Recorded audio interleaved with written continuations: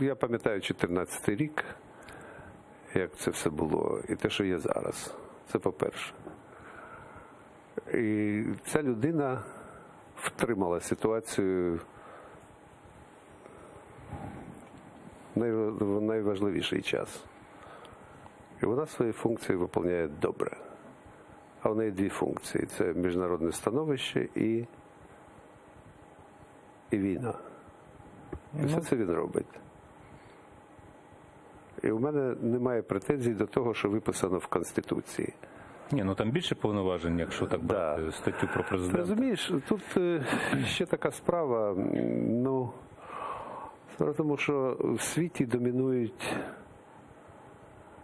бездарі і пашляки. Факт. Да. І що?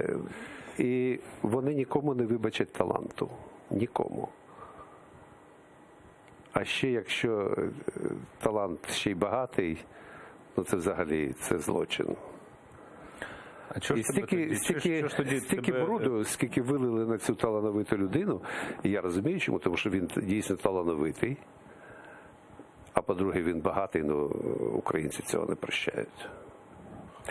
Чому ж тоді тебе перед першим туром виключили зі списку довірених осіб? А тому що я там абсолютно не корисний. Я їм сказав відразу, що я нічого не буду робити, просто ви можете користуватися там моїм рилом і всім цим іншим.